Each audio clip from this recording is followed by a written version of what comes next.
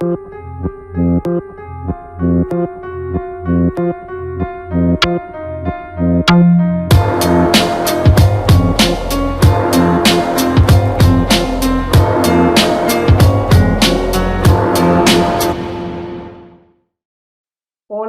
bienvenidos a nuestro programa de teatro en estratos. Gracias al Instituto de Activismo Hannah Arendt y a Tania Bruguera por brindarnos este espacio para contar la historia del teatro cubano y sus diferentes protagonistas a lo largo de el triunfo de la revolución en adelante. Hablar también sobre la censura, hablar sobre el teatro que se hace desde el marco independiente y el teatro cubano que se hace en el exilio. Hoy está específicamente para hablar sobre el teatro de la Florida, el teatro cubano en Miami. Herón Jimmy, director teatral y actor, fundador del grupo Miami Factory Theater. Yo estoy muy agradecido porque hayas aceptado nuestra invitación y quería preguntarte, Herón, de tus comienzos. Tú empezaste como actor en Cuba y como asistente de dirección. Estuviste vinculado a una figura muy importante de la escena cubana que es Flora Lauten y Teatro Buen Día.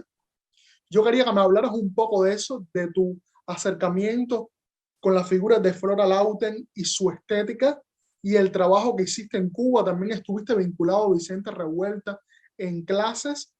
Háblame un poco de eso, háblame un poco de tu experiencia en la isla y en el teatro de la isla y en el teatro que se hacía con las instituciones.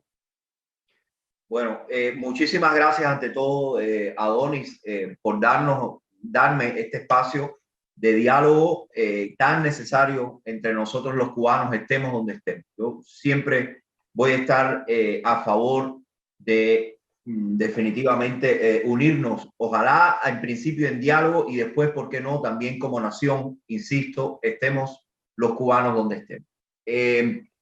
Bueno, mis inicios, que es muy interesante porque fueron un poco caóticos. Déjame hablarte de los años 90, cuando afortunadamente el teatro cubano tuvo una eclosión y sucedieron una cantidad de espectáculos, grupos experimentales salieron a la palestra. Había una efervescencia. Si por un lado no había transporte, no había luz, fue la primera vez de esa debacle que se llamó, no sé todavía cómo ni con qué sentido del humor, periodo especial. En toda esta negatividad es curioso que la cultura cubana y fundamentalmente el teatro se levantara y empezara a resurgir contra todo pronóstico, porque no había manera de pagar a los actores, no había escenografía, no había nada para hacer absolutamente nada. Literalmente el público, entre ellos me sumo, iba andando desde sus casas al teatro a ver los espectáculos porque no había transporte público en La Habana. Esto sucedió literalmente así, no es una metáfora. En la década del 90 en Cuba, los que estuvimos ahí lo sabemos, ¿no? Y los teatros estaban llenos. ¿Tú empiezas en el teatro en qué año, querido, exactamente? Yo me gustaría pensar de que comenzó en esa década del 90. Cuando digo empezar, efectivamente acercarme como actor, asistente de dirección, estuve con el desaparecido recientemente Eugenio Hernández Espinosa también en el Teatro Caribeño, tomando clases de folclore. Ya después pasé un poco a investigar con él de alguna manera todo esto que se llama teatro y ritualidad. Él le puso en negro, una cosa también como muy curiosa. Decía, bueno, si es la cosa en blanco y negro, pues esto es teatro ritual en negro, ¿no? Por supuesto, relacionado con la africanía nuestra y demás. Y bueno, por ahí... Eugenio Hernández es el dramaturgo, escritor de María Antonia, una figura importante en el teatro cubano y también defensor de de la racialidad o de la figura del negro en Cuba y sobre esa idiosincrasia y sobre esa cultura sobre la raza negra. No sé si he utilizado bien los términos. No, es correcto. es correcto. Y además es una cosa curiosa porque en Cuba en todo momento se dice que no existe el racismo, pero a las pruebas me remito, como solemos decir, era muy difícil ver un negro en el teatro o en la televisión si no estuviera siendo de esclavo. O ya posteriormente en estas cosas de día y noche y todos estos programas generalmente siempre eran asociados a personajes marginales, ¿no? Con lo cual ahí está solapada una cuestión de que no pudimos salir aún de esto que llamamos el racismo literalmente, ¿no? Entonces, Eugenio, en este caso, su sede la tenía en el Teatro Bertolt Brecht. Yo iba a menudo, como te conté, con él ahí, primero a estudiar los entrenamientos actorales y de música de descendencia africanista, o sea, Yoruba, Locumí, etcétera, y después, como te digo, empezamos a entrar un poco más en las cuestiones puramente actorales, si se quiere, antropológicas. Bueno, saltando de ahí, así hablarte muy rápido de esto para no hablar de otras cosas. Miriam Lescano, quien tuve la suerte también de participar, de hecho formé parte de su grupo Teatro Mío, desaparecida desafortunadamente también, a quien yo guardo mucho cariño y consideración. Miriam, en ese momento, y junto con Alberto Pedro, hicieron Manteca, una obra que yo creo que marcó definitivamente un antes y un después en el teatro cubano, insisto, y esto sucedió en la década del 90. Recuerda que en Cuba las personas en esta hambruna que tenía en la ciudad criaban cerdos dentro de las casas. Esto es un fenómeno que literalmente así bueno, así fue. Para el argumento de una obra, este es el mejor de los absurdos, es una cosa que escapa a la comprensión. Bueno, en Cuba atravesamos muchos, bueno, tener un cerdo en la casa era casi de alto estatus, porque encima no todo el mundo tenía la capacidad de hacerlo, ojo, no solamente por las condiciones de su casa, sino porque literalmente no tenían acceso a comprar el cerdo. En esa época decía que costaba más que un Lada.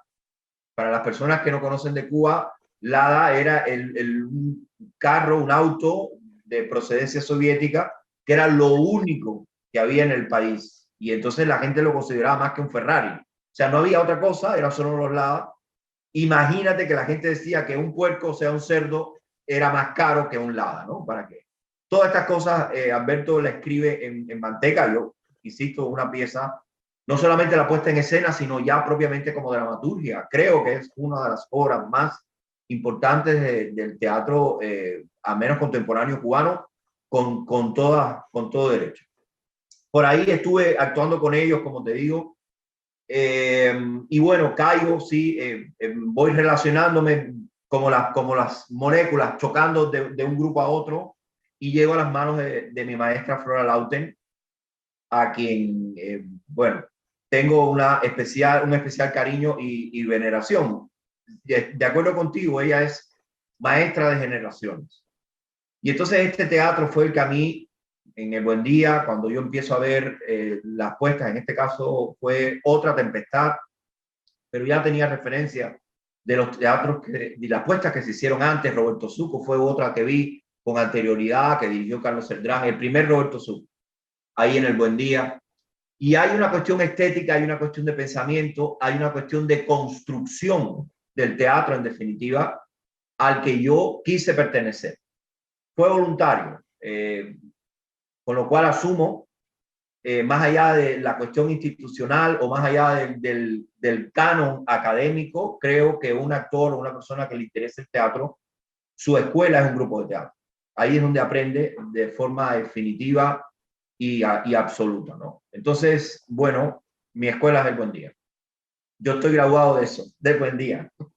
¿Tú vienes de una formación autodidacta entonces, de la manera de trabajar con los grupos de teatro? Yo tuve cierto contacto con la academia, lo que pasa que por mi relación con Cuba, yo prefiero no hacer mención de estas instituciones. Pero sí tuve una formación, pasé por cierta información, es lo que me gustaría explicarlo de esta manera. Pasé por cierta información académica en Cuba, pero bueno, como las academias están estrictamente relacionados con los criterios gubernamentales, yo prefiero descartarme. ¿Qué pasa? ¿Conoces algún caso de censura, el tiempo que estuviste vinculado al teatro cubano, la censura, la falta de libertad de expresión o la manipulación de estas instituciones gubernamentales hacia lo que se podía hacer y no hacer en el teatro cubano? Pues estamos hablando que en los años 90 se hizo Manteca, que era una obra atrevida para ese momento, una obra que hablaba sobre el hambre, y además también, o sea, y seguía esos mismos cánones virgilianos del teatro del absurdo era un poco, yo cuando pienso mencionabas Manteca, recuerdo un poco Entre la noche de los asesinos y las obras de Vigilio Piñera, ¿no? Esa cosa de la crueldad y lo bufo unido. Yo tuve la suerte de tener una conversación con Magali Muercia y ella reflexionaba.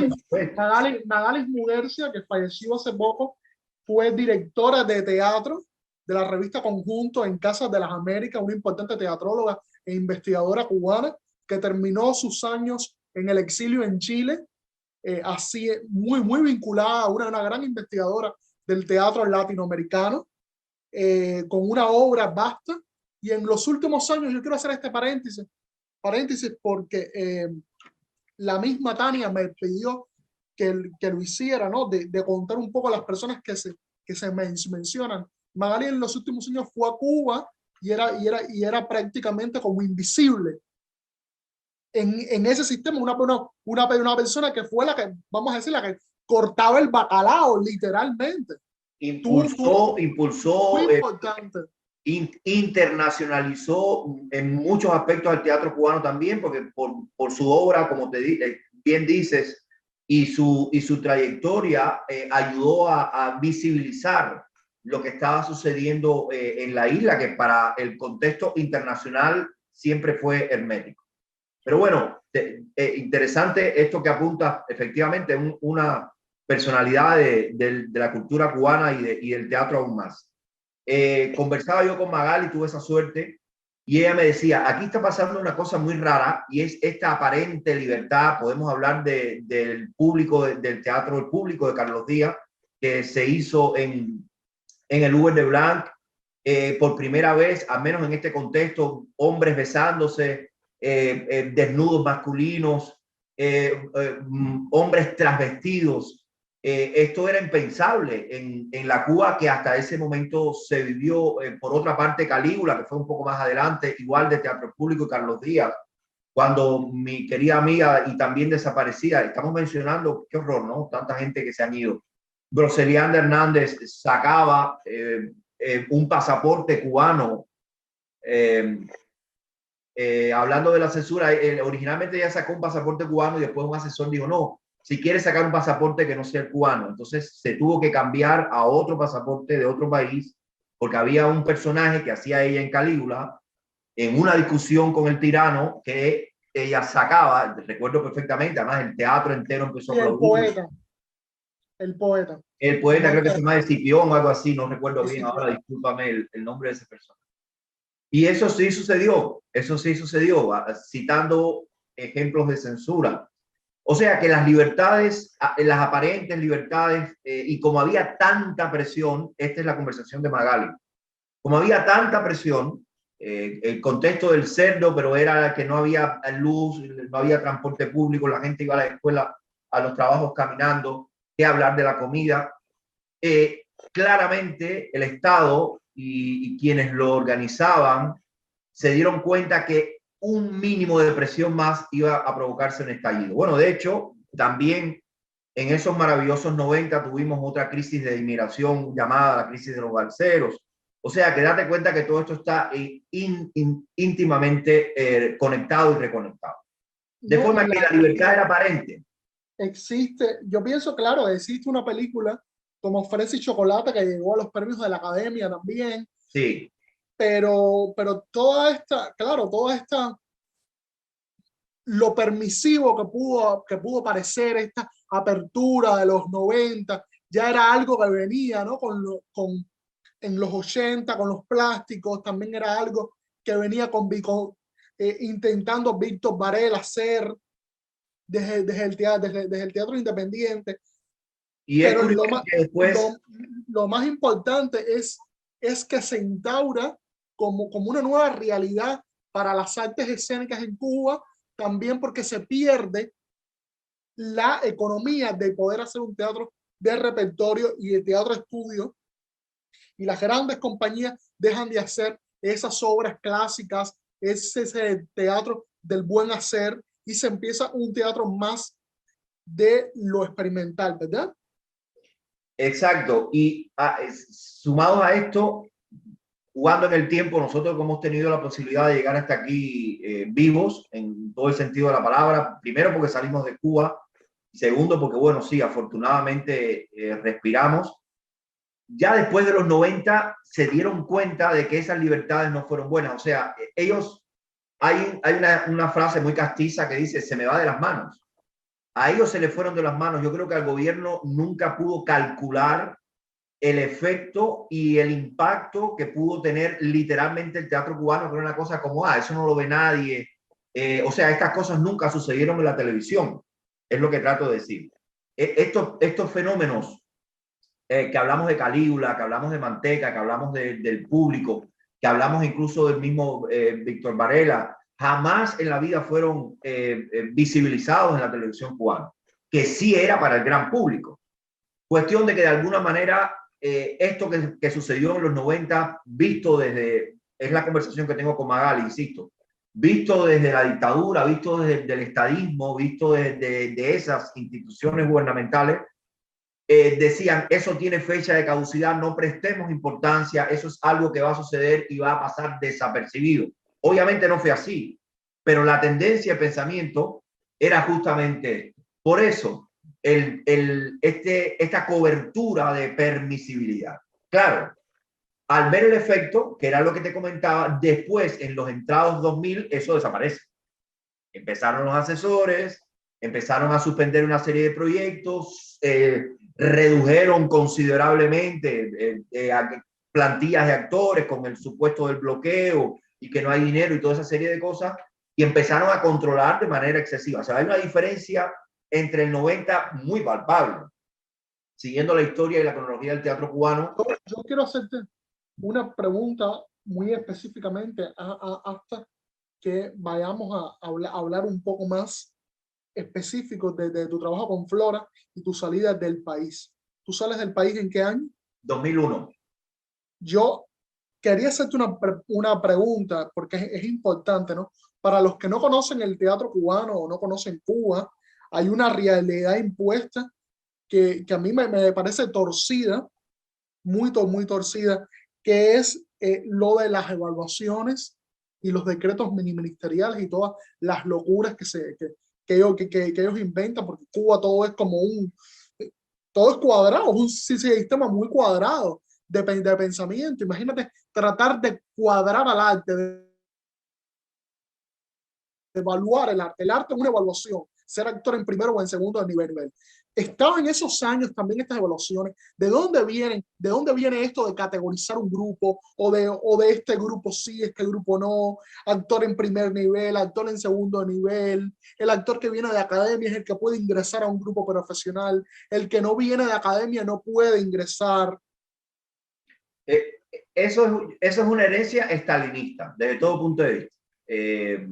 Estas cosas de los primeros, de las primeras figuras, de los segundos niveles y ya después eso que se hace llamar como éticamente le llamaban actores de reparto, por no decirlo del bulto, los otros, los rezagados, los últimos, ¿no? Estaba como dividido efectivamente en tres grandes niveles, los primeros, los segundos y ya luego el resto, básicamente. Pero sí, esto es una cosa que tiene que ver, yo te digo estalinismo porque tiene que ver con el sistema soviético que se imita en Cuba, pero sucedía también en la medicina, en la agricultura. O sea, las evaluaciones eran todo el aspecto y el conglomerado de las profesiones en Cuba, no importa lo que fuera. Tenía que estar sujeto a evaluación porque eso es sujeto a revisión. Eso es sujeto a un sistemático control. Y no tanto en el arte, pero en algún momento, sobre todo en los 80, yo creo recordar de que el primer nivel también te lo podían quitar. Si no eras no hacías la guardia del CDR o no tenías ciertos comportamientos afines al régimen, ya no eres primer nivel porque tenías que ser también ante todo revolucionario. Había una frase que después quitaron, yo era pequeño, que ponían mucho en la televisión, que básicamente tenía que ver con usted puede ser cualquier cosa, pero lo primero tiene que ser revolucionario. Si no cumple con esto, ya no es médico o es profesor o es agrónomo o es artista o es bailarín. Tienes que ser esto para luego poder ser lo otro, ¿no? Esto lo ponían literalmente en la televisión, estas cosas de las propagandas, insisto, estalinistas. Y bueno, y lo de Goebbels también, hablando de Hitler. O sea, toda esta manipulación mental, programación social que hubo en Cuba, bueno, que hay, ¿no? Todavía. Lo que pasa es que afortunadamente ya la gente ha dejado de creer en el mito, también en la figura, y hay un vacío de poder alucinante, como suele pasar con estas cosas tiránicas. Una vez muerto el César, pues evidentemente ya el Congreso no es lo mismo, ¿no? Y entonces entran en todas estas guerras pírricas. Por ahí todavía hay una leyenda negra de la muerte del hijo de Fidel el Mayor, que, bueno, murió y nunca se habló de eso y todo fue así como muy raro, ¿no? Son cosas como que le hacen uno pensar que conocemos la obra de Shakespeare, hablando un poco de arte y no tanto de política, pensamos en Macbeth y en todas esas conspiraciones palaciegas para adquirir la corona, ¿no? Y en definitiva sentarse en el trono. La guerra de las dos rosas. La guerra de las dos rosas. Las dos casas más importantes de Cuba, la de Raúl y la de Fidel. Y la de Fidel, exacto, ¿no? Esto es así, amigo mío. Entonces, bueno, volviendo al tema un poco del teatro cubano, los 90 fue en general una escuela.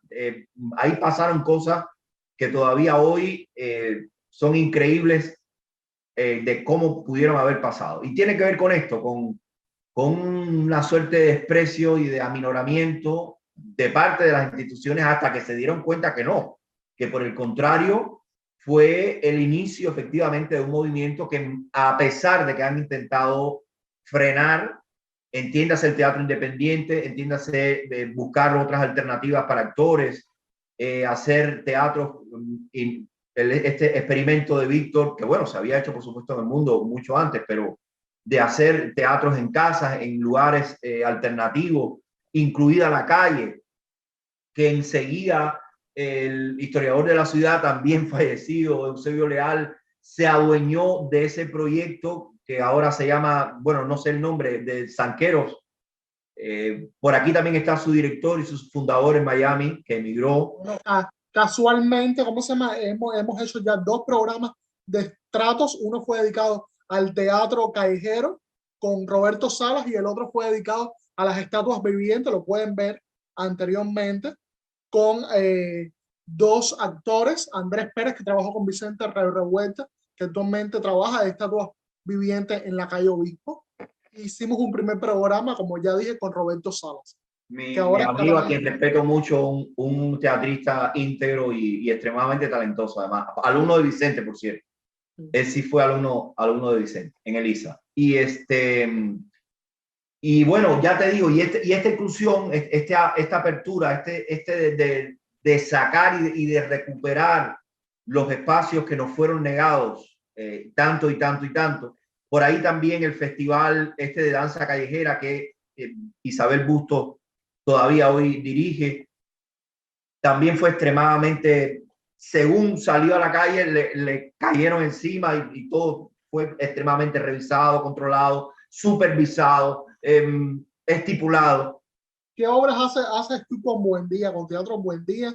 ¿Y qué importancia tú le concedes a la experimentación y al trabajo con los actores de formación? Porque era un grupo también, un grupo taller, un grupo escuela. También yo llevo al grupo más allá de otras, como te dije antes, por otras razones que prefiero no mencionar. Yo llego al grupo por este contexto de grupo escuela, porque generalmente el Buen Día siempre hacía convocatorias y siempre estaba insertando en sus talleres actores y personas, ¿no? En definitiva, relacionadas con el teatro. De forma de que yo accedo, insisto, por esta vía y a partir de ahí tengo la oportunidad de estar como asistente de mi maestra en el espectáculo, una versión de Yarini que se llamó La vida en rosa. Se tituló La vida en rosa. Pero bueno, para ponerte en contexto, fue una versión de Yarini que hizo El Buen Día. Y ya llega 2001, tengo la posibilidad de salir a España a través de la Universidad de Huelva, en este caso, un intercambio de esos llamados intercambios culturales. Voy a dar un taller ahí en la universidad de estos que en España se llaman los cursos de verano. Y en este contexto es el que yo salgo de Cuba. Anteriormente había estado en Venezuela con Miriam Lescano y Teatro Mío. Pero bueno, ya definitivamente en el 2001 yo tenía muy claro que en el contexto asfixiante y en la imposibilidad en la que me encontraba como artista, no había salida, al menos es mi forma de explicarlo. No tenía opciones para poder desarrollarme como director, como actor, en definitiva como teatrista. Entonces, caído del cielo, no puedo explicarlo de otra manera, sucedió como te digo, proyecto para dar clases en este curso en la Universidad de Huelva y allí me fui. Ya después, por supuesto, me quedo. Estoy viviendo en España casi 13 años y pico hasta que vengo para acá, para Miami. ¿Estuviste trabajando en España, haciendo teatro en España? Sí, sí, sí, sí. Y ahí ¿Qué tuve una obras, suerte qué obras dirigiste por allá? sobre todo como actor. Me fue un poco difícil insertarme ya como director y tener un grupo que además finalmente lo pude lograr, que le pusimos Teatro por las Nubes, con la idea esta de andar en la utopía, ¿no? Que estábamos como que caminando por encima de las nubes, esta cosa del ensueño, ¿no? Y de ahí un poco el nombre del por qué Teatro por las Nubes. Nosotros, yo como actor estuve trabajando mucho en la ciudad de Granada, donde viví prácticamente todo el tiempo. Los últimos 4 o 5 años me fui a Madrid, pero estuve radicado en Granada y ahí trabajé con compañías de teatro como actor, aprendí a hacer zancos, cosa que en Cuba no pude, teatro infantil. Yo tuve la suerte de vivir del teatro, literalmente vivir, o sea, cobrar a veces hasta mucho dinero, no se lo digas a nadie, cuando España no estaba en crisis y fue una época maravillosa. Entre esos 2002, creo recordar, hasta casi 2006, ya entrada incluso la crisis, de todas maneras había un movimiento espectacular de teatro en Andalucía, donde yo estaba, y bueno, la ciudad radicada en Granada. Pero nos movíamos, nos íbamos a festivales de Sevilla, íbamos a Madrid, andábamos en toda España moviendo. Ya después fundo un grupo, como te dije, Teatro por las Nubes, y lo primero que hacemos es una versión del cuento de Marguerite Yourcenar, Clitemnestra o el crimen. ¿Qué pasa? España en este momento estaba atravesando una crisis de agresiones hacia la mujer, asesinatos, una violencia extrema. Probablemente también sujeto a esta cuestión de la crisis que tocó en todo el mundo y también en España, ¿no? Dicen los sociólogos cuando estaban buscando la razón. Más allá de que yo creo que en España soterradamente es un país ultramachista, también de esto se habla mucho. Sí es cierto que en ese contexto la violencia hacia la mujer fue notable. Insisto, hasta casos de muerte, de asesinato. Entonces, en este contexto, yo me pongo a pensar y yo digo, bueno, ¿qué hago, no? Ya tengo el proyecto, ya tengo el grupo, ¿ahora qué hago? Y en este caldo de cultivo hacemos Clitemnestra o el crimen. Que bueno, estuvimos en Portugal. La versión de Clitemnestra o el crimen. O el crimen, ya. Sí, que nosotros titulamos Me dicen Magdalena. ¿Quién escribió el texto, no?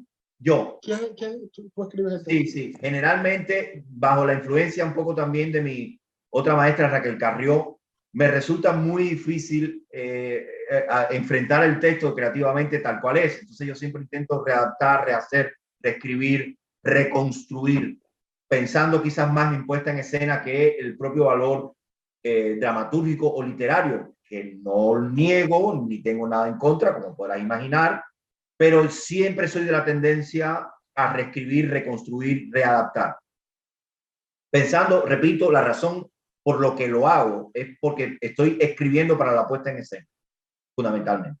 Entonces, bueno, ¿cómo llegas a Miami? ¿Cómo después de todos estos años en España, que bueno, ya te decía, tuvimos la suerte de ir festivales a Portugal, estuvimos en Dinamarca, estuvimos en Holanda, y ya la crisis se acentúa de una manera. De hecho, me voy a Madrid justamente con la idea de cambiar un poco y tener otras oportunidades. De todas formas, allí estoy los 4 o 5 últimos años que estuve en España, lo viví en Madrid, una experiencia, te podrás imaginar, maravillosa también. Ahí estuve vinculado con Pentación Espectáculos, estuve trabajando en la Latina como jefe de escena, estuve trabajando en el Teatro de Bellas Artes, hicimos cosas, talleres de investigación con actores.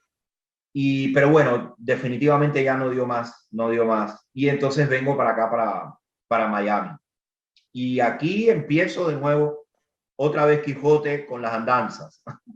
Y entonces fundo este grupo que me ha dado también muchas alegrías y también muchas preocupaciones. Miami Factory Theatre. Quería hacerte una pregunta importante. Sí. Tú llegas a Miami y supongo que lo primero que hiciste no fue hacer teatro. No, para nada. Porque se impone otra realidad. Yo vengo de Cuba de hace 6 meses, hace 6 meses que estoy en el exilio, y, y se dice en Cuba, se habla mucho en el argot del teatro, de los artistas, que en Miami el arte no camina, que el teatro no tiene futuro en Miami, que las personas no van al teatro a Miami, y yo estoy viendo una función de Carlos Celdrán ahora, repleta, con el auditorio repleto de personas, de Teo Aslan, de Sergio Blanco.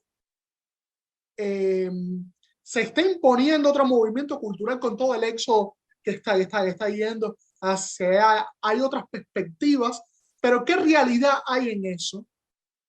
De que en Miami la cultura no tiene movimiento, más allá que es un discurso que puede ser apropiado por las instituciones cubanas o por el régimen cubano para desacreditar a los artistas que aún así siguen trabajando en la Florida. También vamos a ser sinceros, ¿no? O sea, al final la comunidad de cubanos en Miami es un gueto, es una comunidad pequeña comparado con un gran país que tiene ya todo estructurado de otra manera y tiene su glorioso teatro en Nueva York con toda una historia, Broadway y Off-Broadway y todas las escuelas de actuación que tienen. Pero esto de crear esta comunidad cubana y a su vez también buscar un espacio para la comunidad de artistas y de teatristas. ¿Cómo funciona eso? Tú que lo has hecho, que eres de las pocas personas que han mantenido un grupo durante años. Aquí tenemos que hablar de 2 momentos históricos que además coinciden. Tú hablabas del éxodo, coinciden, por no decir que son prácticamente el mismo fenómeno, por supuesto, en 2 periodos diferentes. Mira, en el 80, cuando tuvimos afortunada porque fueron libres y desafortunada porque de todas maneras la cuestión del desarraigo y de la estampida del lugar que te pertenece, que en definitiva es tu patria, tu país, tu familia, tu esencia, tuvo que ser abandonada. Hablo en este caso para ponerte en contexto de la década del 80. Y aquí en Miami, en esa década, el movimiento teatral fue probablemente tanto o más importante que lo que estaba sucediendo en Cuba. Y fíjate, claro, sabemos toda la cantidad de figuras de teatro de la televisión cubana que emigraron un poco antes y sobre todo en esa década del 80. los primeros, estos llamados primeros que empezaron a desertar, músicos, actores, cineastas, pintores. Y con esta inmigración fue como una inyección, llamémoslo así, una impronta, y el teatro específico cubano tuvo un grandísimo auge en los 80 en Miami. Claro, esta ciudad no es solo de cubanos ni para los cubanos. Aquí hay una inmigración de argentinos, de venezolanos, de nicaragüenses, de bolivianos, de brasileros. Aquí hay una representación, por eso le suelen llamar, no sé si estaremos de acuerdo o no con esto, pero se le suele llamar Miami la capital de Latinoamérica, porque absolutamente todas las comunidades latinas están representadas en mayor o menor medida, pero están representadas en la ciudad. Con lo cual, hablar de Cuba o de los cubanos como ya pensamos en un inicio, que esto era un pantano y que en los años 70 que habían 4 cubanos y aquí no había más nada, eso desapareció a lo largo y ancho, y sobre todo ya en la entrada de los 80 en Miami era una ciudad extremadamente cosmopolita. Pero además, franceses, ingleses, rusos, húngaros, griegos, italianos, etc. Es una ciudad literalmente, esto es una torre de Babel. Entonces, hablar que el teatro cubano no funciona es porque también entra en contexto con otros teatros. Ahora mismo, salto en el tiempo, caemos en el presente, tenemos otra desafortunada experiencia de un grandísimo éxodo, y entonces es curioso que volvemos otra vez a entrar en esa presencia del teatro cubano, pero también argentino en este caso, pero también venezolano, también colombiano, que hay una altísima presencia de estas 3 comunidades, de Venezuela, de Colombia, de Cuba, de Argentina en la ciudad. Y ellos están haciendo teatro también. Es curioso y hay que tenerlo en cuenta. Entonces, se reparte, no es ya, no tenemos una hegemonía. Si alguna vez la tuvimos, ya no la tenemos. Ahora estamos insertos dentro de eso que se hace llamar el teatro hispano en la ciudad. Ya no tiene una bandera en específico, sino estamos todos metidos dentro de un contexto, repito, que nos diferencia básicamente la cuestión no solamente del origen cultural, sino el idioma. ¿Tus actores solamente son cubanos o también hay de otras nacionalidades? Trabajo con gente de Nicaragua, trabajo con gente de Colombia. No. Aquí nos integramos. Necesariamente nos integramos. Sí. ¿Cómo funciona el teatro en Miami? O sea, tú tienes un proyecto, ¿cómo tú lo haces? ¿Cómo tú lo produces? ¿Cómo tú lo llevas a un teatro? Tú no tienes un teatro propio, ¿no? O sea, no. Tú tienes que rentar un teatro. ¿Cómo funciona? El arte, en sentido general, es un negocio. Y el teatro siempre ha sido un negocio muy poco rentable o prácticamente nada rentable. Nada. Entonces, cuando tú tienes que enfrentarte a un sistema, sea económico o sea incluso hasta administrativo, donde tú tienes que ser íntegramente responsable de llevarlo adelante, o sea, tú lo produces, de ahí los famosos productores. Tú tienes que llevar eso adelante con un dinero que puede ser escasamente de las instituciones, vamos a ir ahora a esto, y o en el 80% y a veces más en su totalidad de dinero privado, que puede ser tuyo, que estés reuniendo para hacer una obra, o te asocies a una cantidad de personas que tengan unos fondos disponibles para que tú puedas pagar actores, escenografía, renta de teatro. Existen esos fondos. Sí hay gente que tiene suerte. Alexis Valdés, por ejemplo, ha estado más allá de quién es, quién representa y quien, en definitiva, como digo yo, la historia que trae, ¿no? A la ciudad, también antes en España, ha sido muy exitoso en sus producciones y rentable. Bueno, Alexis Valdés hace como una especie de show humorístico, de espectáculo. Te estoy hablando del teatro dramático específicamente. Lo que tú haces, por ejemplo, que es menos rentable aún que este, sí, porque todo el mundo sabe que sí funcionan las comedias ligeras, que sí funcionan, eso sí. Pero uno, o sea, yo sé porque conozco el teatro que tú haces, conozco también tus maestros, tus referentes, y sé que no comulgan con una comedia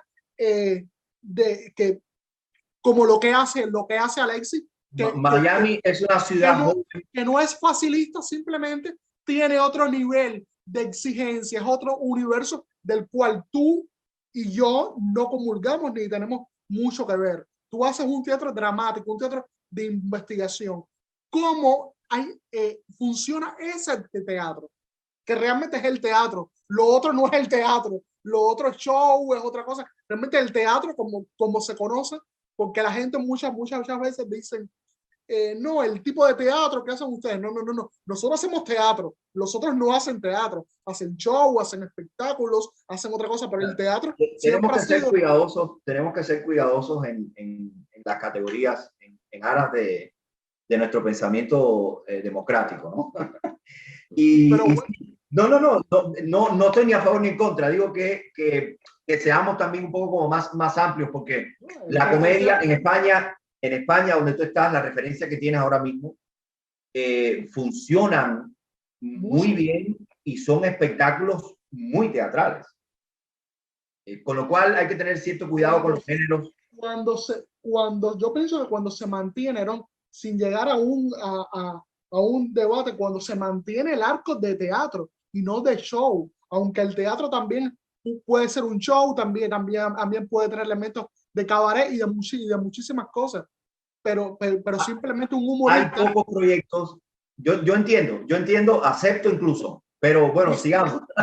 Un micrófono no tiene una estructura, vamos a decir, una estructura de lo que tenemos históricamente acumulado de lo que es teatro,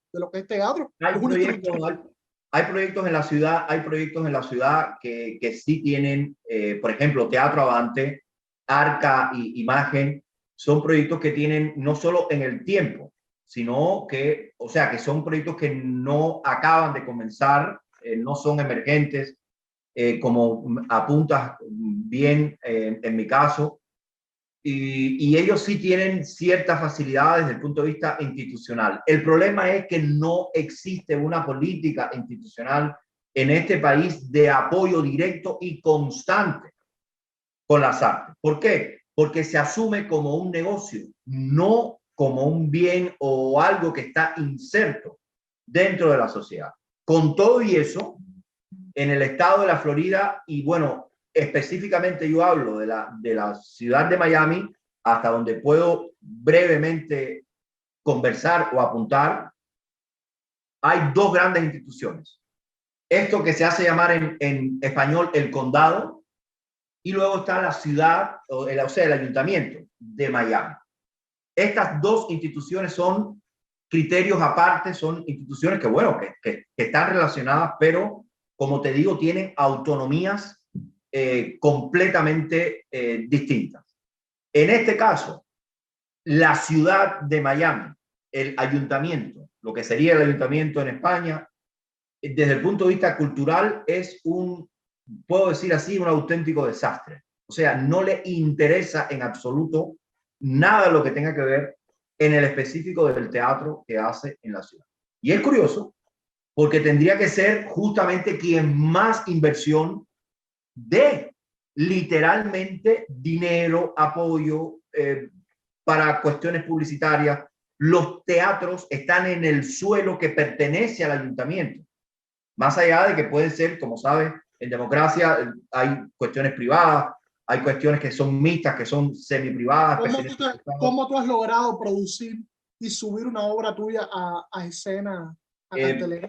La expresión a cubana que usamos los cubanos a pulmón. Y también he tenido suerte de últimamente, en el caso del county, o sea, del condado, que es la otra institución de la que te hablaba, que sí están dando, hace mucho tiempo, no ahora, llevan dando apoyo, pero tienen un límite, o sea, ellos no pueden enfrentar ni afrontar ni cargar. ¿Le has podido pagar a los actores y al equipo? Sí. Lo que pasa es que ¿se paga por obra o solamente pagan se paga por ensayo? se debería de pagar por día de función y también en el proceso de ensayo. Es lo que está estipulado. Claro, en función del proyecto de dinero y de la cantidad de fondos que tú tienes, ahí es donde hay actores que se implican, hay otros que no les interesa porque quieren cobrar, ¿qué te digo yo? Perdón, $3,000, y me parece muy bien. Y yo no puedo trabajar con un actor que me cobre $3,000. Está claro porque no los tengo. Esos de 3,000 tengo que 500 para este, 200 para esto, 400 para el otro, etcétera, ¿no? Entonces, sigue habiendo una gran fuerza de voluntad. Literalmente seguimos, sobre todo los cubanos. ¿Y las salas? ¿Rentaron alguna sala? No, es necesario. Si no, no lo puedes hacer. Sí, lo tienes que pagar, claro. Claro. Todas. ¿Cuánto te sale mantener un mes en cartelera? Según el teatro que sea, es impensable. Los teatros que supuestamente son públicos en la ciudad, por eso te estoy hablando del ayuntamiento.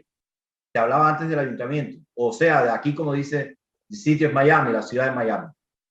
Los teatros profesionales, las salas, cuando digo profesionales me refiero a los espacios públicos que están con una instalación requerida, luces, espacios, baños, camerinos, etcétera. El inmueble, propiamente dicho, habituado y profesional para hacerlo, es carísimo.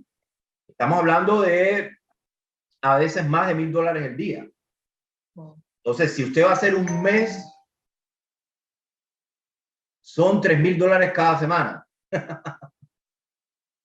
Entonces, de 4 semanas, ya estamos hablando de una barbaridad de dinero, que a lo mejor para Brad Pitt y a lo mejor para el Broadway y a lo mejor una producción de trabajo de Robert De Niro es una tontería, se lo gastan en pizza y en Coca-Cola.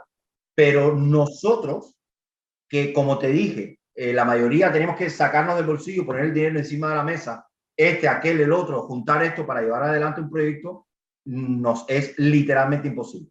Y Herón, y explorar, ¿y quién ha explorado otros espacios? Me han hablado mucho de los microteatros que han funcionado mucho en Miami, que utilizaban una especie de naves o de vagones, contenedores de estos de metal. Mira, hay personas que han hecho teatro en la casa, en apartamentos. Sí. Se han utilizado otros espacios que no son los típicos. Háblame Lo que pasa es que la ciudad, mira, nosotros vamos a hablar de otro aspecto de la comunidad cubana y déjame hablarte de Olga Guillot. Imagínate tú, estamos hablando, insisto, nada más y nada menos que de Olga Guillot. Y Olga decía esta famosa frase que no hay peor astilla que la del mismo palo. La Guillot no tuvo, por las razones que hayan sido, tampoco ahora tengo que ponerme a hablar de quién contra quién ni nada de esas cosas, pero es cierto que ella tuvo que irse a Nueva York a triunfar y a ser quien fue, porque no le dieron en su momento en Miami eso, no solamente la cuestión de apoyo, piensa que el artista vive de alguna manera del cover, o sea, del dinero que recauda literalmente de sus espectáculos. O sea, que si a ti nadie va a verte, no tienes público, no cobras. Y al no cobrar, no puedes generar producción la siguiente, no puedes, en definitiva, desarrollarte como empresa, ¿no? Porque, insisto una vez más, siempre estamos viendo en este contexto los proyectos culturales como un proyecto empresarial. Literalmente. No hay otra forma de verlo, al menos hasta ahora, que yo haya conocido. Entonces, no solamente que nos falta apoyo entre nosotros, y ahí yo entro cuando te decía antes de otras comunidades, y tengo que ser literal, los venezolanos se apoyan, los argentinos se apoyan, y uno lo ve en los espectáculos, y se hablan de ellos, se ponen post anunciándose, cuando sale estas tonterías de las lindas y el no sé qué, no sé cuánto, hay una revolución de Miss Universo y todas estas cosas. Hay una revolución increíble de cómo de cada país salen incluso a la calle, ponen carteles en los restaurantes y son personas que ni conocen. Por el simple hecho de que eres un venezolano que estás haciendo o que eres un argentino que estás trabajando, yo te apoyo porque yo también soy argentino, yo también soy venezolano, ¿no? En este contexto. Entonces a nosotros nos falta esa unidad, y esto es de también, sin ánimo de entornar el mea culpa, a nosotros nos falta muchísimo, pero extremadamente, estamos muy lejos de ser una comunidad unida en este aspecto. Y yo creo que aquí hay que revisar algo que tiene que ver con nosotros, los por qué, los para qué, bueno, ahí entraríamos en debates, pero sí lo voy a dejar. Hay una realidad, es una sociedad con un daño antropológico, una sociedad que ha sufrido, una sociedad, alguien hace poco me comentaba el éxodo, el exilio de los emigrantes cubanos, lo ponía en comparación con los judíos. De alguna manera, nosotros hemos sido perseguidos, Cuba se ha vuelto un campo de concentración gigante, y eso es doloroso, y es una comunidad dañada de muchos aspectos. Y la cultura es algo que ha logrado sobrevivir a pesar de ese daño antropológico, pero sobrevive también en una constante lucha, en una constante reinvención, y en un constante ponernos en jaque a nosotros mismos como sociedad, porque muchas veces no estamos preparados para asumir algo yo pienso que tan, no sé, tan nacional como puede ser un evento cultural, ya sea de artes plásticas, de música, de teatro. Es como es como la reunión de la familia de una comunidad o de un país. Claro, el inmigrante también aquí, no es que me diga y me contradiga, sino que el inmigrante en general, cuando llega a este país y en el específico esta ciudad que ya se está tornando extremadamente cara, que es una ciudad que ha tenido una inmigración vastísima en los últimos 8 o 10 años, ha sido bestial el aumento casi desproporcionado de ciudadanos que están, insisto, inscritos, viviendo, ocupando la ciudad. Y entonces se hace muy difícil, Adonis, compaginar el arte con la vida práctica, el trabajo, la familia, los hijos, etcétera, etcétera, etcétera, etcétera. Claro, sigo diciendo lo mismo, los argentinos también tienen hijos, los venezolanos también tienen familia, y hay una gran diferencia en cuanto al apoyo. Pero bueno, sin ánimo. Háblame de una cosa, vamos a pasar a otro tema, tus obras. ¿Qué obras tú haces? ¿Qué temas persigues? ¿Qué estéticas trabajas? ¿Quiénes son los actores? ¿Cómo logras reunir el tinglado los diseños? Yo estaba viendo un trabajo, has trabajado textos como La caja de zapatos vacía de Virgilio Piñera, un texto emblemático que se ha hecho bastante poco, que habla sobre el poder, sobre la relación del poder. Háblame un poco de ese espectáculo y de las otras obras. Había una colaboración también con Michael Chávez, una obra. Sí, eso fue carne. Fue un experimento que bueno, salió al final así como un mano a mano. La versión de lo de carne es una versión de En Alta Mar, de Samir Mrozek, de la obra En Alta Mar, que como sabes el contexto son 3 personas que están en el medio del mar metidos en una balsa, y en esa particularidad empiezan a darse cuenta que como no pueden sobrevivir, tienen que empezar a comerse a alguien. Y entonces, ¿quién es el que va a morir por el resto? ¿Quién es el que va a ser comido? Es la tesis, ¿no?, de esta obra. Y yo traigo a colisión, yo estaba como que recién llegado, más o menos recién llegado a la ciudad, y pienso mucho en esta obra, y entonces la reescribo, readapto, y surge la posibilidad de interactuar con el dramaturgo Michael Chávez. Y entonces en esta experiencia de que estemos hablando de un mismo fenómeno, pero visto de 2 puntos o visto desde 2 lugares diferentes. Claramente estamos haciendo referencia a Cuba, pero también yo hice en esta obra referencia a lo que estaba viviendo aquí en Es Miami. singular, que es singular. Los que me están escuchando, yo quiero decir aquí públicamente que yo no he utilizado los programas de estratos como denuncia, pero sí hay que decir la verdad y hay que ser muy claro con la verdad y también, o sea, saber que poner tu nombre en una carta contra los presos políticos, contra los manifestantes del 11 de julio, contra madres que están sufriendo y que hay menores presos, eso también tiene un costo y eso no va a pasar desapercibido. Y es muy curioso que Michael Chávez, que ha viajado a Miami, sea firmante de una de las últimas cartas que acusan a los manifestantes de las últimas huelgas que hubo con los apagones a finales del 2022. Me Y decir alegra que que todo era no sabía una esto. campaña mediática. Sí, No sabía esto. Me acabo de enterar. quería hacer el Apuntar. paréntesis, pero es bueno seguir. Bueno. Entonces, nada. Pasó esto que, como te decía, está basado en esta obra de En Alta Mar, de Slavomir Brodsek. Ya luego, así como en Salto en el Tiempo, para no hablar así de cada una de las cosas, hago una versión del tranvía llamado Deseo, donde tengo la suerte y oportunidad de tener a Lili y a Mauricio Rentería conmigo, y bueno, Lidia Morales y Cristian Ocon fueron los otros actores también maravillosos que estuvieron en el. Hablo sobre la familia. Esta versión la haces tú. Sí, sí, yo vuelvo a reeditar otra vez la obra original y hablo sobre el tema de la familia. Volvamos al argumento original, como para dar pistas. ¿Qué es lo que sucede en la obra?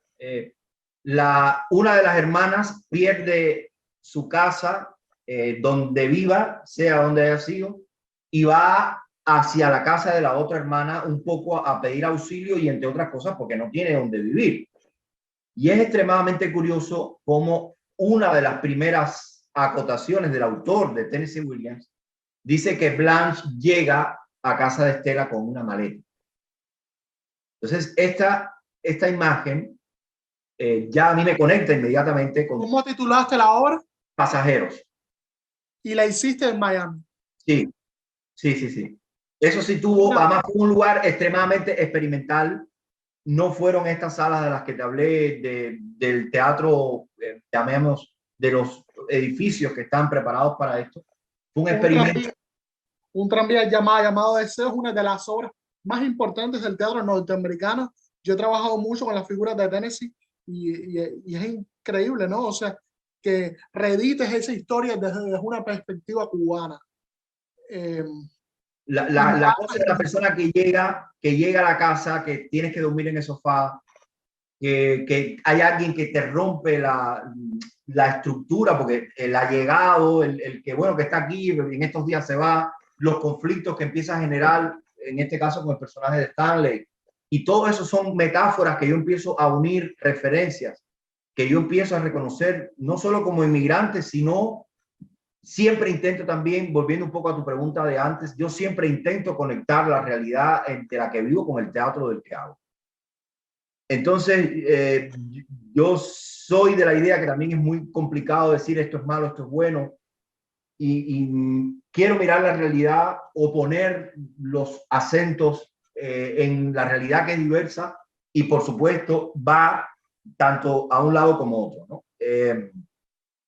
Yo creo que esta obra nosotros, que fue extremadamente silenciada por la prensa, se habló muy poco de ello, como que a nadie le interesó, y todo el mundo en Facebook ahora se usa mucho. ¿Cuántas funciones hiciste de esta adaptación del tranvía? 15. Bueno, tampoco fueron un año, pero para hacer Miami, hacer 15 funciones es bastante. Y la gente que iba, hay un término ahora que se usa mucho en redes sociales que es viral. Si en este momento nosotros hubiéramos hecho esa obra, nos hubiéramos tenido este término de viral, porque todo el mundo estaba hablando de eso en redes a título personal. Pero no creo que hubo un reconocimiento, todavía no sé muy bien por qué. Tengo ideas, pero bueno, dejemos eso aparte, de que hubo como una suerte de silenciar. el proyecto. Entonces, hay que tener cierto cuidado, querido, cuando, volviendo un poco a las sociedades en las que estamos, los poderes se manejan y se ejercen de forma arbitraria en muchos sentidos, en muchos contextos y también en muchos lugares. Definitivamente puedo hablar sobre esto porque me pasó antes. Y ahora entro en caja vacía. Nosotros tenemos un daño antropológico que lo seguimos reproduciendo donde nosotros vamos, y eso es real. Exacto. Y es, Exacto. Y de alguna manera nosotros como teatristas deberíamos estar más juntos, deberíamos estar coordinando proyectos, deberíamos estar al menos promocionando lo que hace el otro, y hay una ruptura, incluso se ve en las redes sociales de yo promociono lo mío, pero no promociono lo del otro, o no ayudo al otro. Se ve todas esas divisiones de todos los proyectos que existen, tanto dentro como fuera de Cuba. Quería que me hablaras un poco de Virgilio Piñera y un poco de la estética que usas en las obras. A mí me recuerdan todas estas sogas, estas maletas, un poco también las, todo el teatro que se hizo en los 90, o mucho del teatro que se hizo en los 90, que trataba de solucionar las cosas con pocos elementos, con los actores discursando, todo este teatro experimental, más el cuerpo, a lo Grotowski, a lo Meyerhold. Háblame un poco de eso, de las experiencias. Vamos a caer en la caja, que fue, como te decía, en el arco del tiempo, el último proyecto antes de las criadas que vamos a hacer ahora en el festival, Cassandra, el último proyecto que hice. Y fue interesante de todo punto de vista.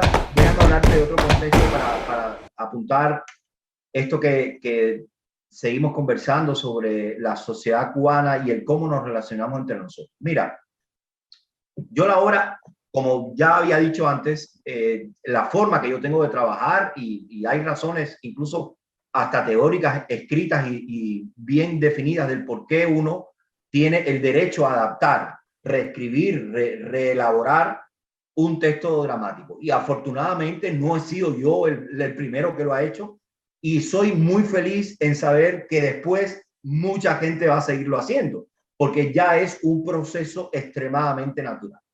Entonces, con ciertos herederos de Virgilio, aquí en esta ciudad, me abrieron una batalla campal por el hecho en que yo haya adaptado la obra de Virgilio. Y soterradamente también claramente está una cuestión de coros, de derechos y de mercantilizar este aspecto. Para mi asombro, y digo por qué, porque precisamente Virgilio fue una de las figuras, por no decir la más prohibida, censurada, atada, maniatada, silenciada.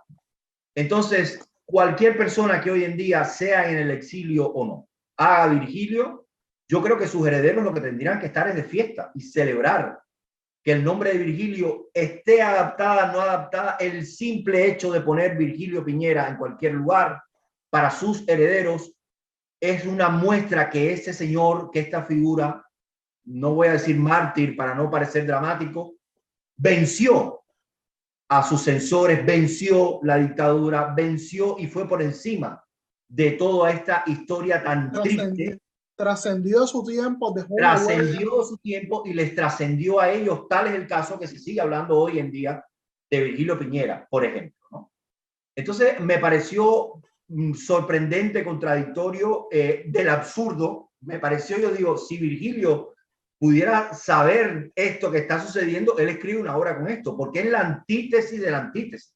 O sea, es de pronto que la familia de Virgilio Piñera está prohibiendo a Virgilio Piñera. Lo tengo que expresar así porque así fue. Una señora, no importa quién, insisto, asociada a sus herederos.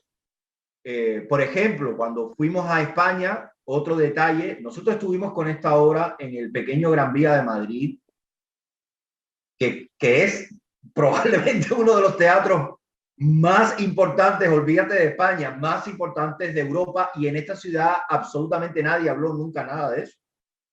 Y eso yo lo asumo, bueno, no puedo, ni siquiera voy a hacer mención, pero digo, eso debería ser un triunfo para el teatro hispano de la ciudad y en el particular el teatro del exilio. Y digo, ¿por qué? Ahora entren en redes y busquen cuáles son las compañías de teatro en Miami que han estado en ese lugar, anteriores a nosotros. Esto también se silenció, mi estimado. Nadie hizo mención sobre esto. Pero bueno, volviendo al punto. Fue muy extraño, muy extraño. Nosotros como cubanos estamos haciendo cosas que yo creo que tendríamos algún día que sentarnos a pensar sobre ello. Y este caso es un lado de la familia de Virgilio censurando. Le escribieron a Junior García, nuestro amigo en común y persona que apreciamos, sé mutuamente, literalmente que no escribiera nada porque él puso una nota haciendo mención que nosotros estábamos en Madrid y esta señora que asociada, insisto, a los herederos de Virgilio, le escribió inmediatamente en Facebook, no, esa no es la obra de Virgilio, eso es uno no sé qué, creo que puso el término de ilegal, es una obra ilegal, o sea, es demencial, de verdad es un texto de Virgilio. Estas cosas que nos pasaron a nosotros es claramente un texto de Virgilio. Entonces son cosas que uno se asombra. Pero bueno, ¿no? hablemos de lo importante. Y las adaptaciones siempre están presentes, uno siempre está adaptando. La puesta en escena, de hecho, es una gran adaptación, incluso cuando no mueves una coma del texto. Los ingleses, que son además los herederos de Shakespeare, que lo hacen todo el tiempo, y es imposible hacer una obra de Shakespeare tal como él la había escrito y como él la había pensado, porque ya entonces ya no tiene trascendencia, ya es un objeto museable. Y entonces tú ves las grandes obras de Shakespeare Company, como ellos pueden, cortan, pegan, sustituyen personajes. Y no por eso sigue siendo una obra de Shakespeare. Claro, Eso es lo claro, porque interesante. la esencia está ahí. El autor trasciende todo esto, sea adaptado o no sea adaptado. Pero bueno, es curioso que la caja de zapatos vacía, como apuntabas muy bien, apuntabas antes, tiene que ver con el poder que ejerce, por cierto, en cualquiera y se ejerce en cualquiera de las direcciones posibles. Mira qué casualidad que nos pasara esto justamente hablando de una obra que estamos haciendo crítica a este aspecto nuestro como humanos, porque también las víctimas, ay, el pobrecito de mí, no, por eso digo víctima, de alguna manera desde esa posición ejercen un poder y una presión.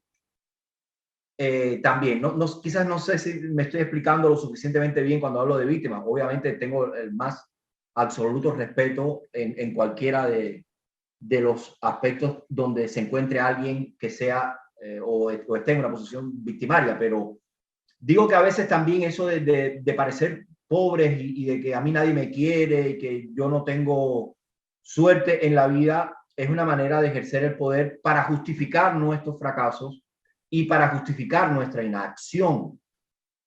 Y ahí no quiero dejarlo en el aire, pero por ahí lo hago, ¿no? Si tú tienes un problema, resuélvelo.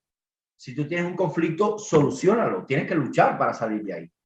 No basta con decir, no puedo, mira qué malo es él, mira qué malo es esto. Bueno, ¿qué estás haciendo tú para cambiar? ¿Y cuál es tu posición para transformar eso que te afecta y eso que te hace a ti estar en una posición victimaria, ¿no? De esto es un poco de lo que yo hablo también en la caja. ¿Por qué? Porque Virgilio, la idea, por supuesto, no es mía. Virgilio dice, un poco como en Dos viejos pánicos, estamos ensayando el dolor, estamos ensayando el sufrimiento, estamos ensayando el pánico para cuando realmente llegue ya no nos afecte nada. O sea, muy en el fondo, fíjate si Virgilio es inteligente, además de un genio, que muy en el fondo, una vez más, hace un retrato de nuestra sociedad, hace una radiografía del tema del cubano con esta cosa de tirar todo a bonche y de hacer de un problema una risa, que los europeos dicen, ay, qué cosa tan maravillosa y ustedes son lo mejor del mundo porque están sufriendo y mira cómo se ríen. ese mecanismo de escape que tenemos, muy contrario a las gestas mambisas, por cierto, y muy contrario a lo que pasó en el periodo revolucionario, que la gente sí salió a la calle y defendió su derecho y fue a la guerra. Y se enfrentó, ¿no? Desde los mambises hasta el llamado periodo revolucionario, que no todos los que se enfrentaron, insisto, a Batista estaban en la locura que después vimos con la dictadura de estos señores. ¿Cómo trabajas los procesos, la estética? ¿De dónde viene? ¿De dónde te nutres para formar la poética del grupo y de estas obras?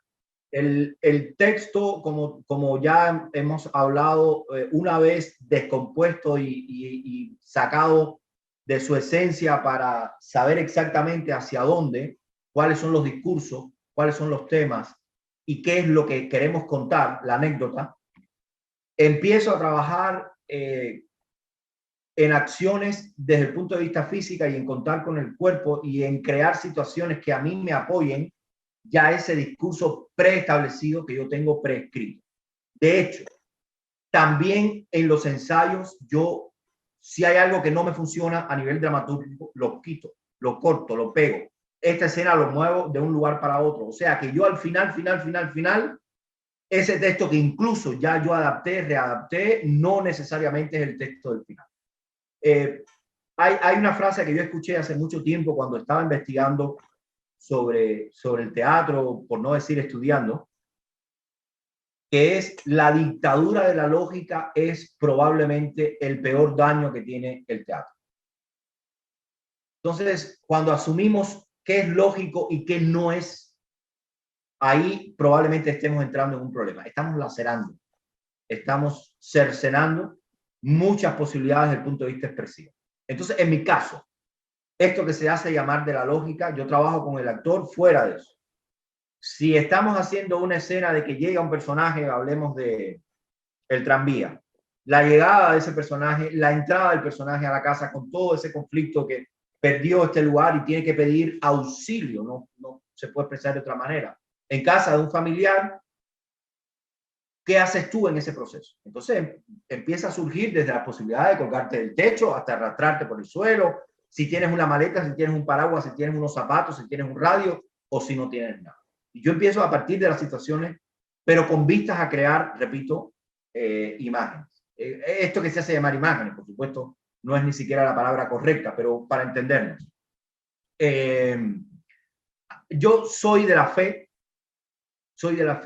que el teatro es ante todo mirada. Para entenderlo tienes que verlo. Si no lo ves, probablemente no lo entiendas. Entonces, una vez más, la dictadura de la lógica, de esto es lógico o esto no lo es, yo reniego de forma absoluta y determinante esto que se hace llamar el imperio de la lógica, la dictadura de la lógica. Lo reniego, no me interesa. La lógica es un proceso que aparece después. Por cierto, eso está intrínsecamente relacionado con el proceso dramatúrgico. Tú cuentas y le das lógica, le das forma, le das estructura a tu texto en función de los referentes que tú tienes, sean los que sean. Y la historia que quieras contar. ¿Cuántos espectáculos has logrado estrenar desde que estás trabajando con Miami Factory Theater? Tuvimos, bueno, yo como director, una obra recién llegado a Miami de Junior García, por cierto, que se llama Sangre, que la estrenamos aquí gracias a mi amiga Yani Martín, quien agradezco, me llamó para que dirigiera, y estuvimos ahí también con Lester Martínez, el actor cubano que está aquí en el exilio. Esa fue la primera que hice como director y ya después empecé como que a reformar mi grupo. Hicimos también un experimento muy raro, acertado y también desacertado sobre la fierecía domada. Después de esto hicimos un intento de cabaret sobre el hombre del texto de Dragún, la historia del hombre que se convirtió en perro. Ya por ahí también te podrás imaginar un poco por dónde iba la historia, con toda esta cosa del inmigrante y demás. Y entramos ya como digo yo, en una suerte de periodo de solidez con la obra Carne, en Acuara Teatro, en mi opinión al menos, ya como grupo. Pienso que eso fue definitivamente el inicio, el momento de partida. Pasajeros, la caja vacía, estamos hablando casi prácticamente ya como que de 5, y ahora las últimas criadas en el Festival Internacional de Teatro dedicado a la mujer Casandra, que vamos a tener el próximo jueves. Eso quería hablarte. Te decía que en los últimos tiempos se ha visto como una revolución de teatristas en Miami. Hay más grupos, se está haciendo más cosas. Háblame un poco de eso y háblame un poco de este evento y de tu espectáculo, esta revisión de las criadas de Yenet. Definitivamente, viendo en el orden que me hablas, me indicas, definitivamente hay un resurgir del teatro hispano, repito, ya no tanto cubano como general hispano en la ciudad. Eso es un sí rotundo y eso es un hecho indiscutible en tanto en cuanto, bueno, las noticias están ahí a la vista, ¿no? El tema ahora entrando un poco en el evento, esta es la 7ª edición que se hace de este festival, titulado Casandra, por supuesto, de alguna manera citando el personaje de la tragedia, el personaje clásico de la tragedia griega. Precursora, Casandra, precursora, innovadora, un poco según la historia que nos cuenta en esto que aparece en la Orestiada. Y el festival, que insisto, está en su 7ª edición, abarca y está dándole posibilidades efectivamente a otros grupos locales. Tengo la suerte de estar dentro de ellos y llevar el festival a salas pequeñas, las salas llámese alternativas, privadas, que están luchando por mantener el teatro y dar un espacio. Estas son Artefactus y Habana Fama Teatro Estudio.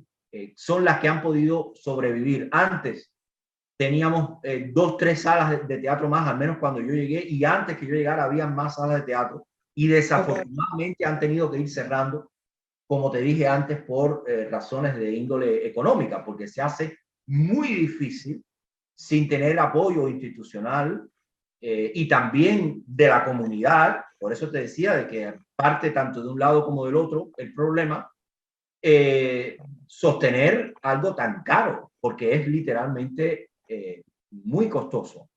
La renta de los espacios, y qué decirte también, además, de las producciones, ¿no? Últimas Criadas es una revisión de, como bien dices, el texto de Yenet, que ya yo tuve una oportunidad de estrenar antes, y ahora reelaboro sobre eso que ya había escrito y me enfoco un poco sobre el fenómeno de los sucesos del 11 de julio. Donde claramente no solamente que el pueblo tomó ahí como una participación que desafortunadamente no es muy común que pase en Cuba, sino que además de forma definitiva el poder se tambaleó.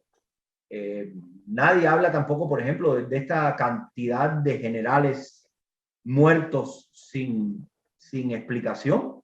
Creo que murieron en el torno de las semanas, casi en 15 días, murieron como 4 o 5 generales de alto rango sin explicación ninguna. Eso fue como extremadamente misterioso. A veces yo creo, querido, somos un pueblo desmemoriado. Pasamos por encima de las cosas, no nos detenemos a pensar, ni siquiera a recordar, cuando te digo de desmemoria, ¿no? Porque ahí está claro, qué curioso que hayan muerto generales y casi todos relacionados más o menos con la misma área geográfica, o sea, de esas divisiones que hace la dictadura, de tú estás en Oriente, tú estás en no sé dónde, tú estás en el centro, y esas estupideces administrativas.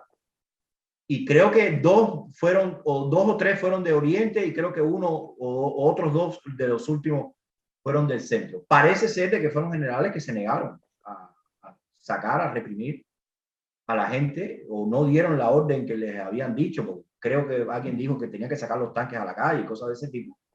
Y estas personas eran las encargadas de autorizar de forma inmediata, y no lo hicieron. Y como te digo, bueno, murieron, ¿no? No se sabe, alguien dice que de COVID o sencillamente no dieron mayor explicación. Fíjate qué curioso que ya están matando a sus generales. Ya estamos a este nivel de descarado, ¿no? Lo que pasa que, bueno, no fue suficiente quizás, ni constante ni suficiente, y bueno, una vez más,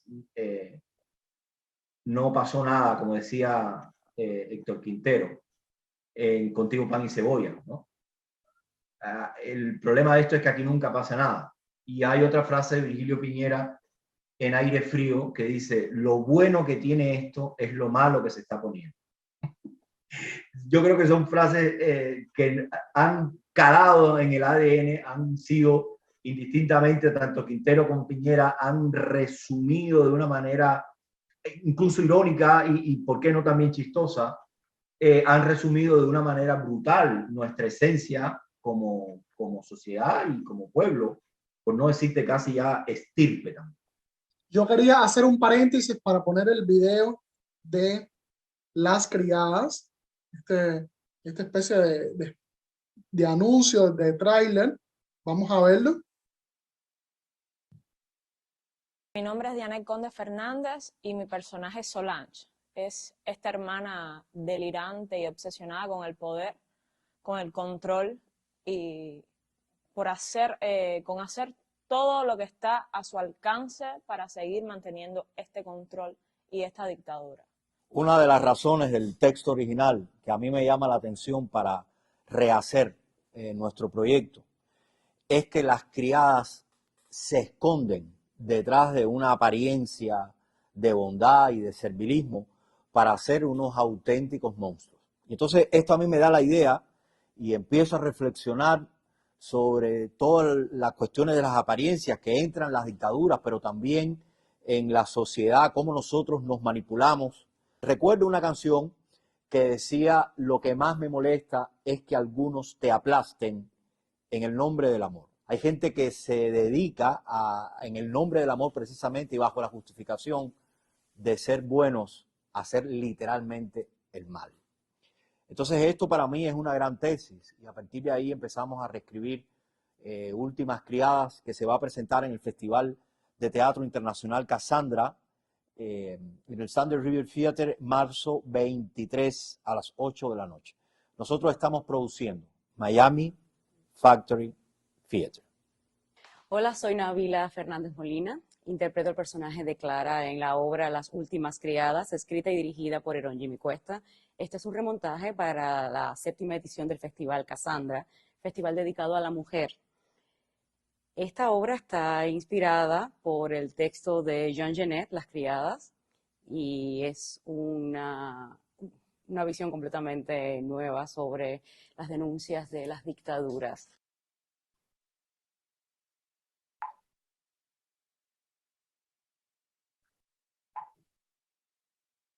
Bueno, acabamos de ver el material. Herón, nada, yo quería apuntar que es increíble lo que estás haciendo, y es increíble también, o sea, cómo este grupo de manera independiente se ha logrado mantener creando y reinventándose desde otra realidad. ¿Qué próximos proyectos tienes en perspectiva? Tengo una versión de Lear. Al menos no voy a tener problemas con los herederos. En esta parte voy a estar bien. Puedo escribir todo esto sin ningún tipo de problema. Bueno, déjame decirte la razón del por qué Lear. Una vez más, yo siempre voy al argumento de la obra, intento casarlo con la realidad. ¿Qué sucede en Lear? Básicamente, hay un moribundo, una persona mayor, que obviamente por su estado tiene que ceder su casa y darla a herederos, ¿no? Y darla a herederos. El quién va a heredar es donde empieza literalmente la tragedia. Entonces, en este aspecto, a muy grandes rasgos, sería el argumento de Lear. A partir de aquí, una vez más, yo digo a Miami. Entonces entro en mi realidad y empiezo a reescribir. En este caso, no hay un solo texto de Lear. Déjame hacer una pregunta. ¿Pondrías tus obras en La Habana? ¿En el Festival de Teatro de La Habana o en La Habana? Yo creo que sí. A mí sería buenísimo, porque además a mí me encantaría ver qué es lo que hace la censura con mis trabajos. Si realmente ellos enarbolan la libertad de expresión y aquí no ha pasado nada, que eso es una exageración, ellos están dolidos, en realidad es una inmigración económica, no es una inmigración política. Ese es el discurso, ¿no?, que tiene estos señores. A mí me encantaría saber y ver qué van a hacer ellos cuando yo lleve cualquiera de mis trabajos. ¿Crees entonces que debería haber un intercambio cultural de La Habana a la Florida, a Miami? Eso es otra cosa. Eso es otra cosa. ¿Qué sucede con el intercambio? Cuando se intentó en el gobierno de Obama, no había intercambio. Los cubanos de allá venían, pero los de aquí nunca fueron. Jamás. O sea, vinieron los músicos, pero Willy Chirino no lo dejaban ir a La Habana. Porque si Willy Chirino va a La Habana, va a cantar Ya viene llegando. Vamos a suponer que en este contexto, que es la metáfora perfecta para explicarme a qué me refería, a mí me encantaría ir a La Habana porque yo tengo cosas que decirle a la dictadura. Porque yo hablo, por ejemplo, mira, esta obra, para no ir más lejos, de Las Criadas, que está basada en el fenómeno del 11 de julio, estaría espectacular. A ver qué van a decir ellos, ¿no? Entonces, el intercambio es muy desproporcional, de hecho es inexistente. El intercambio iba en una sola dirección y, por supuesto, en el contexto del que estamos hablando, también extremadamente revisado, políticamente pensado. Después haya salido como haya salido, pero esta cosa de gente de zona, un día cantando en el protestódromo y al otro día en un concierto aquí en Miami, te da la medida de cómo ellos revirtieron una apertura que pensaba desde el gobierno de Obama, insisto, de lo que se trataba era justamente de desbloquear las tensiones. Se reutilizó y una vez más, ¿no?, por supuesto, y se mecaniqueó, usemos ese término popular cubano, a favor otra vez de sus intereses. Pero nunca nadie de la Florida fue a La Habana a hacer absolutamente nada. No se los permitieron. Entonces, el tema este del intercambio fue una falacia. Más allá de entrarle dinero a la isla, más allá de, porque por supuesto, todo el dinero que sacaron por una vía y por otra de aquí fue gastado en La Habana. Eso todo el mundo lo sabe. Más allá, ¿qué día tienes las presentaciones de las criadas? tenemos función única y es el día jueves en el marco del festival, como te dije antes, día jueves 23 a las 8 de la noche. 23 de este mes. El próximo día 23, a escasos días de estrenar estamos. Sí. Pues nada, yo quería preguntarte el elenco, ¿quiénes son? Tenemos a Nabila Fernández haciendo Clara. Tenemos a Dianet Conde, que es una actriz, por cierto, cubana recién llegada, que estuvo en ese proceso de la travesía, atravesando, no sé si 4 o 5 países para poder llegar finalmente a los Estados Unidos. ¿Y la primera que mencionaste, quién es? Nabila Fernández es una también cubana, lo que pasa es que ella emigró de Cuba muy joven, estuvo viviendo en Puerto Rico, hizo su carrera y estudios en Puerto Rico y ya después vino hacia acá, pero sí, de origen cubano, definitivamente. Creo que salió de Cuba con 13, 14 años, con su familia. Y bueno, luego también estoy haciendo como que memoria de todas las partes y la gente que nos integra. Está Lorena Moll, está María Victoria Mavi, ay Dios mío el apellido, y no lo tengo escrito, esa pregunta tenía que haberme preparado. Y María Alejandra, que están haciendo el personaje de la mujer, que es, por cierto, una de la alegoría de este personaje es una de las participantes en el movimiento 11 de julio, en el contexto del 11 de julio. O sea, las hermanas, las criadas, te podrás imaginar el dueto, ¿no? Del poder contra el pueblo. Es un poco la tesis de la obra. Y también hay alumnos del taller de Yanni Martín, actores que te lo dejo, sé que no vas a poder ver la obra, que los vamos a sacar vestidos de pioneros. Ahí lo dejo. Entonces vas a dar una función única. Sí. Y piensas hacer más funciones. Y después vamos a... Exacto, lo que pasa es que ese que viene después es lo que hay que programar, evidentemente, por todas las condiciones que ya te había hablado antes. No puede ser una cosa inmediata. Bueno, Herón, muchísimas gracias por contar tu experiencia, por hablar sobre el teatro que se hace en Miami, y por seguir adelante, por seguir haciendo teatro pese a nuestro signo de migrante, a nuestro signo de exilio, y de perder nuestro terreno, nuestro país, y reinventarse en otra realidad que requiere también otras cosas.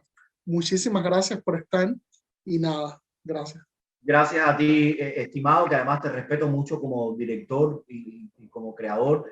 Una vez te dije, y aprovecho ahora al final públicamente para reconocerlo, valoro mucho tu valentía, y tu triunfo lo tomo como mío, porque me pongo a tu igual de un cubano que en Cuba, no fuera de ella, habló y abogó por la libertad de su país, y además de eso se expresó haciendo uso de su libertad, haya sido reprimida y haya sido violentada al punto que tuvo que literalmente escapar de su tierra.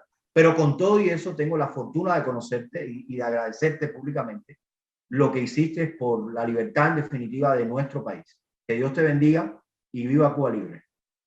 Que viva Cuba Libre, y esperamos reunirnos todos en Cuba y hacer un gran festival de teatro libre en Cuba. Seguro. Cuenta conmigo siempre. Besos. Libertad. Libertad.